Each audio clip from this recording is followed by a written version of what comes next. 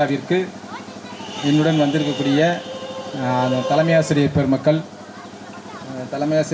சொன்னால் வாணி தலைமை ஆசிரியர், உங்கள் ஸ்கூல் கழுவூரணி தலைமை ஆசிரியர், வள்ளல்பாரி தலைமை ஆசிரியர், பேராவூர் தலைமை ஆசிரியர், வளர்ந்து நினைக்கிறேன் இப்போ இப்பள்ளியினுடைய தலைமை ஆசிரியர் மற்றும் இங்கே வந்திருக்கக்கூடிய இளவல்கள், அவங்களாம் எப்போதுமே நம்ம கூடவே இருக்கக்கூடிய ஆட்கள், அடிக்கடி அவங்களெல்லாம் சந்திக்கக்கூடிய ஆட்கள். ஸோ நம்ம சாவுலா இருக்கட்டும், தம்பி முருகவேலா இருக்கட்டும், சாரு கம்ப்யூட்டர் சார், அவர் வந்து சிஸ்டத்தில் கொஞ்சம், அதாவது கம்ப்யூட்டரில் கொஞ்சம் விஷயமான ஆள். ஸோ அவர், தம்பி அஜய், அதாவது வள்ளல்பாரி ஸ்கூலுடைய தலைமை ஆசிரியர் தலைமை ஆசிரியர் மாதிரி தான் அவர் தம்பி பிஆர்டி சுரேஷ் மற்றும் இங்கே வந்திருக்கக்கூடிய அவருங்க நீங்கள் வாணி தானே சார்?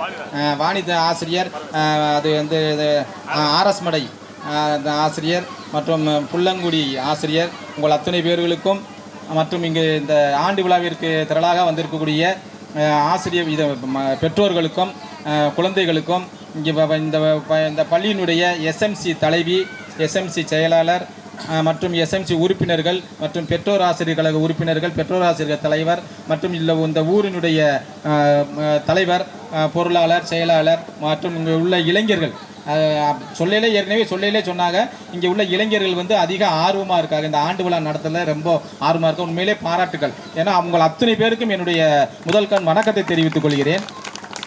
நான் பேசுறது வந்து உங்களை வந்து மோட்டிவேட் பண்ணுறதுக்காக தான். நான் ஏற்கனவே இந்த பள்ளிக்கூடத்துக்கு ஒரு முறை வந்திருக்கிறேன், ஏதோ தெரியாமல் இந்த வழியே வந்துட்டேன். ஸோ வந்து உள்ளுக்கு பார்த்தா அது தம்பி விஜயராம். ஏன்னா விஜயராம் கூட நாங்கள் நெருங்கி நிறையா தொடர்பில் இருந்த ஆட்கள்.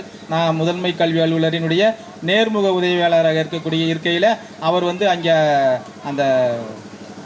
அது என்னது ஹவுஸ் சிஸ்டத்தினுடைய ஒரு ஒருங்கிணைப்பாளராக இருந்தார். அப்போ நிறைய விஷயங்கள் உங்களுக்கு வந்து ஒரு ஆசிரியர், இந்த மாதிரி ஒரு ஆசிரியர், தலைமை ஆசிரியரும் சிறந்த தலைமை ஆசிரியை, ப்ளஸ் இங்கே உங்களுக்கு கிடைச்சக்கூடிய உதவி ஆசிரியரும் ஒரு சிறந்த உதவி ஆசிரியர். அதாவது என்னென்னா பலவிதமான சிறப்புகள் அவர்கிட்ட இருக்குது. பேச்சு மட்டும் கிடையாது, நீங்கள் பேசையில் பார்த்துருப்பீங்க. இந்த சுலோனில் ஏற்கனவே பேசுவார்ல ஒருத்தர், அது பழைய ஆட்களுக்கு தான் தெரியும். அந்த அவருடைய பேச்சு அப்படி இருக்கும். அது போக இன்னும் நிறைய நிகழ்வுகள் அவர்கிட்ட இருக்குது, நிறைய திறமைகள் அவர்கிட்ட இருக்குது. அதனால் வந்து நீங்கள் இந்த பள்ளிக்கூடம், இந்த ஊர்க்காரவங்க, இந்த பள்ளிக்கூடத்தில் உள்ள மாணவர்கள் அவரை வந்து நீங்கள் நல்லா பயன்படுத்திக்கிறங்க.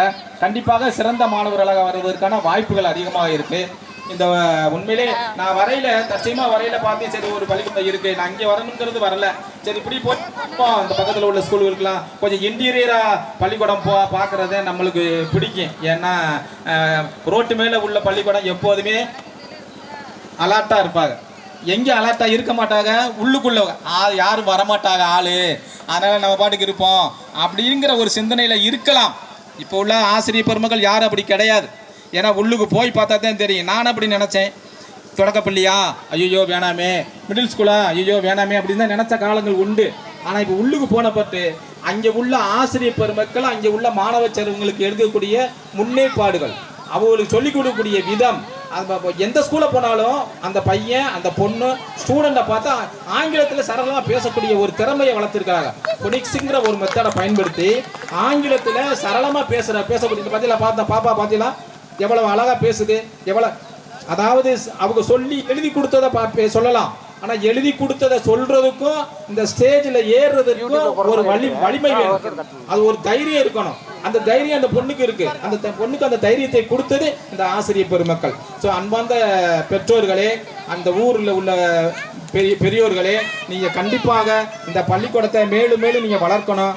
அதுக்கு உங்கள் ஏரியாவில் உள்ள குழந்தை செல்வங்களை இந்த பள்ளிக்கூடத்தில் கொண்டாந்து சேர்க்கணும். இந்த பள்ளிக்கூடத்தில் நான் இங்கே கேட்டுட்டேன், அதாவது உங்கள் ஊரில் 5 வயது முடித்த 5 வயது பூர்த்தியான குழந்தைகள் இல்லைன்னு கேள்விப்பட்டுட்டேன். ஏன்னா அவர்கிட்ட லிஸ்ட்டு கேட்டு அதில் 5 வயது முடித்த 5+ ஸ்டூடெண்ட் இல்லை சார் அப்படின்னு சொல்லியிருக்காங்க. ஒன்றுமே பிரச்சனை இல்லை, 4.5 வயசு இருந்தாலும் சேருங்க, 4.25 வயசு இருந்தாலும் சேருங்க, அது ஒன்றும் பிரச்சனை கிடையாது, அதை நாங்கள் பார்த்துக்குறோம். சரியா? அவங்க 10ஆம் வகுப்பு பரீட்சை தாராளமாக எழுதலாம், அதை பற்றி நீங்கள் நினைக்கவே வேண்டாம். 4.25 வயசு இருந்தாலும் இங்கே நீங்கள் பள்ளிக்கூடத்தில் சேர்க்கலாம். 5 வயசு முடியலையே அப்படின்னு நினைக்காதீங்க. நீங்கள் உங்கள் பள்ளிக்கூடம் போயிடக்கூடாதுங்கிறதா நீ பக்கத்தில் உள்ள ஸ்கூல்லையும் பக்கத்தில் உள்ள ஊர்களையும் கொஞ்சம் கேன்வாஸ் பண்ணுங்க. ஏன்னா பக்கத்தில் உள்ள ஊரில் பள்ளிக்கூடம் இல்லை. அது மாதிரி கலையூரா அது என்ன கலையூர் வெண்குளம் இது ரெண்டுலேயுமே ஸ்கூல் இல்லைன்னு நினைக்கிறேன். நான் போன வகையில் ஸ்கூல் இல்லை. ஸோ அந்த ஸ்கூல் உள்ள பிள்ளைகளெல்லாம் நம்ம என்ன செஞ்சிடலாம், கேன்வாஸ் பண்ணிடலாம். அது கேன்வாஸ் பண்ணி கொஞ்சம் சேருங்க. அதுக்கு ஆசிரியர்களுக்கு பெற்றோர்கள் ஒத்துழைப்பு கொடுங்க. கண்டிப்பாக நல்ல மாணவர்களை நீங்கள் அடுத்த வருஷம் பார்க்கலாம். இவர் நம்ம விஜயராம் வந்து இந்த வருஷம் தான் வந்திருக்கிறாருன்னு நினைக்கிறேன். இன்னும் கொஞ்சம் சிறப்பாக அடுத்த வருஷம் கவனம் எடுப்பாங்க. கண்டிப்பாக உங்கள் பிள்ளைங்க உங்கள் குழந்தைகள் அத்தனை பேரும் நல்லா படிக்கக்கூடிய வாய்ப்பு கிடைக்கும். ஆங்கிலத்தில் சரளமாக பேசக்கூடிய வாய்ப்பு கிடைக்கும். மேத்ஸாக இருந்தாலும் சரி, குவிஸ் ப்ரோக்ராமாக இருந்தாலும் சரி, எல்லா ப்ரோக்ராமுக்கும் அவங்களான்னு பாருங்கள். இருக்கிறது 9 பேர். நீங்கள் ஆண்டறிக்கை வாசிகளை நீங்கள் பார்த்துருப்பிய, சொல்லணும் தம்பி, ஆண்டறிக்கை வாசிகளை நீங்கள் பார்த்துருப்பிய. 9 பேர் தான் இந்த ஸ்கூலுடைய ஸ்ட்ரென்த்து. அந்த 9 பேரில் 4 பேர் என்ன போட்டியில் ஜெயிச்சிருக்காங்களாம், ஒன்றிய அளவில் கலைத்திருவிழா நடந்தக்கூடிய ஒன்றிய அளவு போட்டியில் ஜெயிச்சிருக்காங்களாம். அப்போ 9 பேரில் 4 பேருக்கு அவ்வளோ திறமை இருக்குது. அதில் 3 பேர் வந்து இன்னொரு நிகழ்ச்சி, ஏதாவது ஒரு நிகழ்ச்சியில் ஜெயிச்ச வின் பண்ண புத்தக திருவிழாவில் கலந்து கொண்டு பாராட்டு பெற்றிருக்காங்க.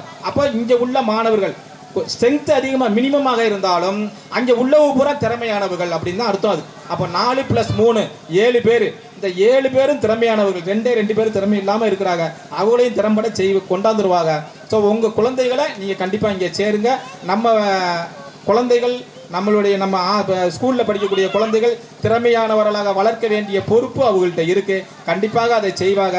நீங்கள் உங்கள் ஸ்கூலில் உங்கள் ஊரில் உள்ள குழந்தைகளையும் பக்கத்தில் உள்ள ஊரில் குழந்தைகளையும் கொண்டாந்து சேர்த்து இந்த ஆசிரியர் பெருமக்களுக்கு ஒத்துழைப்பு கொடுக்கணும். நீங்கள் ஆசிரியர் பெருமக்களுக்கு ஒத்துழைப்பு கொடுத்துருக்கிறீங்க, இதுவே பெரிய விஷயம். இந்த மினிமமான ஸ்ட்ரென்த்தில் ஒரு சின்ன பள்ளிக்கூடத்துக்கு ஒரு ஸ்டேஜ் போட்டு ஒரு LED ப்ரொஜெக்டர் வச்சு உண்மையிலே பாராட்ட வேண்டிய விஷயம். இது நான் எங்கேயுமே பார்க்கல. நானும் பல ஆண்டு விழாவுக்கு போயிருக்கிறேன். அது இந்த LCD ப்ரொஜெக்டர் போட்டு ஒரு ஆண்டு விழா நடத்தக்கூடியது ஒரு ஸ்கூல் இதாக தான் இருக்குது. அதுக்கு ஒத்துழைப்பு கொடுத்துருக்கிறீங்கன்னா அந்த நம்ம அதாவது முன்னாள் மாணவர்கள் இளைஞர்கள் அவங்களுடைய ஒத்துழைப்பில் தான் இது நடந்திருக்குன்னு நினைக்கிறேன். 10,000 5,000 2,000 1000 500 இப்படி டொனேஷன் கொடுத்துருக்கிறீங்க. உண்மையிலே உங்களுக்கு ஆசிரியர்களுக்கு பாராட்டு சொல்கிறதை விட இந்த பள்ளிக்கூடத்துக்கு அதிகமான ஒத்துழைப்பு கொடுக்கக்கூடிய பெற்றோர்களுக்கு தான், அந்த இளைஞர்களுக்கும் தான் இந்த பாராட்டுகளை சேர்க்க வேண்டும். நீங்கள் முழு ஒத்துழைப்பு கொடுங்க. உங்களுக்கு நல்ல குழந்தைகளை வளர்த்தெடுப்பார்கள் என்று கூறி வாய்ப்பளித்தமைக்கு நன்றி கூறி விடைபெறுகிறேன். நன்றி, வணக்கம்.